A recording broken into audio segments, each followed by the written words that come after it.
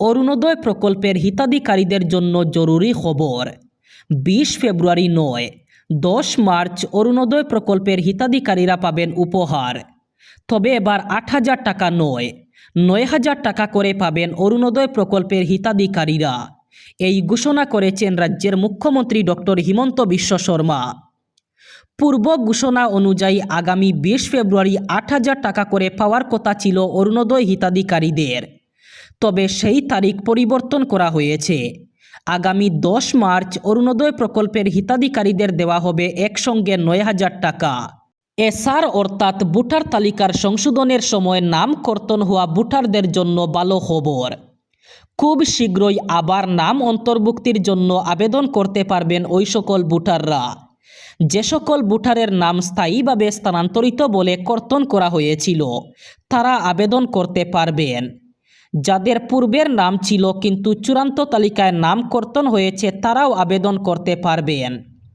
Form 6-এর মাধ্যমে আবেদন করতে পারবেন তারা। যে সকল মানুষের নাম আগে ছিল না, এখনও নেই, তারা ফর্ম 8-এর জরিয়তে আবেদন করতে পারবেন। voters.eci.gov.in অথবা বিএলওর মাধ্যমে আবেদন করতে পারবেন সবাই। পূর্বে জারি করা এপিক নম্বর অর্থাৎ ভোটার আইডির প্রতিলিপি সংলগ্ন করে আবেদন করতে হবে। এরপরে নির্বাচনী পঞ্জীয়ন কর্মকর্তারা আহ্বান করা শুনানিতে হাজির হতে হবে। অসাবধানতাবশত ত্রুটির জন্য আসাম পাবলিক সার্ভিস কমিশন আনুষ্ঠানিকভাবে সম্মিলিত প্রতিযোগিতামূলক পরীক্ষা 2024-এর ফলাফল বাতিল করেছে। মূল ফলাফল 16 ফেব্রুয়ারি ঘোষণা করা হয়েছিল। কমিশন জানিয়েছে যে সাবধানতার সাথে পরীক্ষা নিরীক্ষার পরও আপলোড করা ফলাফলে ত্রুটি পাওয়া গেছে এবং তাই তাৎক্ষণিকভাবে এটি বাতিল করা হয়েছে। কমিশন শীঘ্রই একটি নতুন নির্বাচন তালিকা প্রস্তুত করে আপলোড করবে। যে সকল প্রার্থীরা পূর্ববর্তী ফলাফল পরীক্ষা করেছেন তাদের সংশোধিত নির্বাচন তালিকা প্রকাশের জন্য অপেক্ষা করার এবং অফিসিয়াল এপিএসসি পোর্টালে আপডেটগুলি অনুসরণ করার পরামর্শ দেওয়া হয়েছে। কংগ্রেস ত্যাগী বর্ষিয়ান নেতা ও প্রাক্তন বিধায়ক ভূপেন বরা আগামী 22 ফেব্রুয়ারি আনুষ্ঠানিকভাবে বিজেপিতে যোগদান করবেন। মঙ্গলবার রাতে মুখ্যমন্ত্রী হিমন্ত বিশ্ব শর্মা এই ঘোষণা করেন।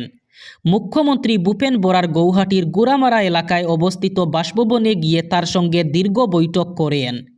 বৈঠকের পর সাংবাদিক সম্মেলনে মুখ্যমন্ত্রী জানান 22 ফেব্রুয়ারি ভূপেন বরা বিজেপিতে যোগদান করবেন। তার সঙ্গে কংগ্রেসের বহু নেতাকর্মীও বিজেপিতে যোগ দেবেন। যোগদানের সময় ও স্থান বিজেপির রাজ্য সভাপতি দিলীপ শইকিয়া নির্ধারণ করবেন। উল্লেখ্য, সোমবার সকালে হঠাৎই রাজ্য রাজনীতিতে চাঞ্চল্যের সৃষ্টি করে প্রদেশ কংগ্রেসের প্রাক্তন সভাপতি ভূপেন বরা কংগ্রেস থেকে পদত্যাগ করেন। তার এই সিদ্ধান্তে কংগ্রেস শিবিরে ব্যাপক আলোড়ন সৃষ্টি হয়। গৌরব গগৈ ও জিতেন্দ্র সিং সহ দলের শীর্ষ নেতৃত্ব তাকে সিদ্ধান্ত পরিবর্তনের জন্য বোঝানোর চেষ্টা করলেও তিনি পদত্যাগের সিদ্ধান্ত থেকে সরে আসেননি। বহাগ বিহুর আগেই রাজ্যে অনুষ্ঠিত হবে বিধানসভা নির্বাচন। বিহুর আগে নির্বাচন অনুষ্ঠিত করার জন্য নির্বাচন কমিশনকে আবেদন করবে রাজ্য সরকার। রাজনৈতিক দলের সঙ্গে বৈঠকে মিলিত হবে নির্বাচন কমিশন। বহাগ বিহুর আগে রাজ্যে বিধানসভা নির্বাচন অনুষ্ঠিত করার জন্য রাজ্য সরকার নির্বাচন কমিশনকে আবেদন করবে। বিজেপি থেকে পদত্যাগ করবেন মুখ্যমন্ত্রী হিমন্ত বিশ্ব শর্মা। শাসনে না থাকলে বিজেপি ছাড়বেন মুখ্যমন্ত্রী, ভবিষ্যদ্বাণী করলেন গৌরব গগৈ। গৌরব গগৈ জানিয়েছেন, যদি বিজেপি শাসন থেকে নেমে আসে তবে বিজেপি থেকে পদত্যাগ করা প্রথম ব্যক্তি হবেন মুখ্যমন্ত্রী হিমন্ত বিশ্ব শর্মা। বিজেপির খারাপ দিন আসলে সবার আগে হিমন্ত বিশ্ব শর্মা বিজেপি ছাড়বেন। মুখ্যমন্ত্রীর সাহস নেই বিজেপিতে থাকব বলে বলা। হিমন্ত বিশ্ব শর্মা আর কোনো দিনও যদি কংগ্রেসে আসতে চান তাহলে কংগ্রেস তাকে গ্রহণ করবে না। কংগ্রেসের দরজা সারা জীবনের জন্য বন্ধ হয়ে পড়েছে হিমন্ত বিশ্ব শর্মার জন্য। কংগ্রেসের দরজায় আর ঠুকর মেরে লাভ নেই হিমন্ত বিশ্ব শর্মার, এমনই মন্তব্য করেছেন গৌরব গগৈ। এবার বিপদে পড়তে পারেন মাইক্রো ফাইন্যান্সের ঋণ নেওয়া মহিলারা। ঋণের জন্য রাজ্যের সব মহিলাদের যেতে হবে নাকি জেলে? এখনও পর্যন্ত পরিশোধ করা হয়নি মাইক্রোফাইন্যান্সের ঋণ। বিস্ফোরক মন্তব্য করলেন বিধায়ক অখিল গগৈ। বিপদে পড়তে পারেন মাইক্রোফাইন্যান্সের ঋণ নেওয়া মহিলারা। এখনও পর্যন্ত পরিশোধ করা হয়নি এই ঋণ। ঋণ পরিশোধ করার প্রতিশ্রুতি দিয়েও পালন করেননি মুখ্যমন্ত্রী। মহিলাদের জন্য সর্বমোট ঋণ ছিল 12,500 কোটি টাকা। মাত্র 2,304 কোটি টাকার ঋণ পরিশোধ করেছে সরকার।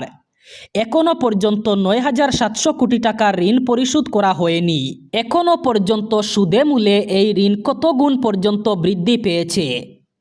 এবার মাইক্রোফাইন্যান্সের ঋণ থাকা কোনো মহিলারাই আর ঋণ পাবেন না। মাইক্রোফাইন্যান্স নিয়ে এই বিস্ফোরক মন্তব্য করলেন বিধায়ক অখিল গগৈ। মঙ্গলবার অসম বিধানসভায় 2026-27 অর্থবর্ষের জন্য ব্যয়ের লেখানুদান পেশ করেছে অসম সরকার। বিধানসভায় অর্থমন্ত্রী অজন্তা নেওগ এই লেখানুদান উপস্থাপন করেন। চলতি অর্থবর্ষের এপ্রিল থেকে জুলাই মাস পর্যন্ত সময়ের জন্য এই বাজেট পেশ করা হয়েছে। অর্থমন্ত্রী তার ভাষণে গত 5 বছরের উন্নয়নের খতিয়ান তুলে ধরে জানান, 1,58,000 নিয়োগ থেকে সেমিকন্ডাক্টর শিল্প, বিমানবন্দরের নতুন টার্মিনাল থেকে 5টি নতুন বিমানবন্দর নির্মাণ এবং মাথাপিছু আয় 86,977 টাকা থেকে বৃদ্ধি পেয়ে 1,85,429 টাকায় পৌঁছানোর মতো গুরুত্বপূর্ণ অগ্রগতি হয়েছে। শিক্ষা খাতে লেখানুদানে জানানো হয়েছে, যোগ্য শিক্ষক ও টিউটারদের চাকরি প্রাদেশিকীকরণ করা হবে। অপ্রাদেশিকীকৃত শিক্ষক ও টিউটারদের এককালীন আর্থিক সহায়তা দেওয়া হবে। চাকরি প্রাদেশিকীকরণের জন্য একটি বিশেষ পোর্টাল চালু করা হবে।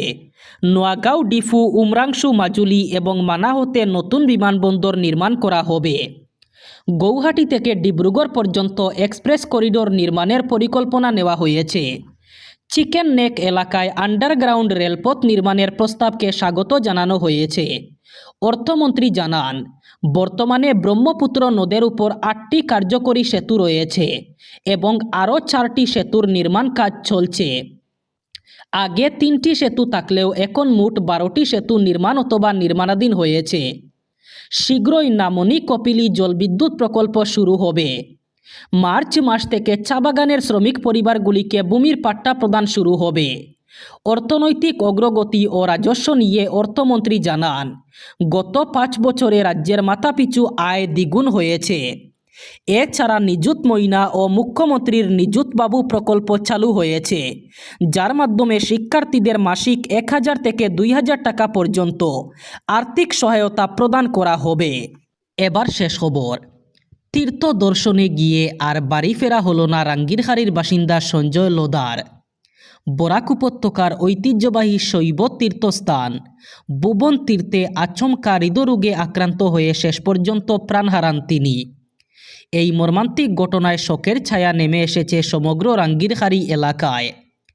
জানা গেছে 15 ফেব্রুয়ারি বেলা 2:20 নাগাদ ভুবন তীর্থে অবস্থানকালে আচমকাই অসুস্থ হয়ে পড়েন সঞ্জয়।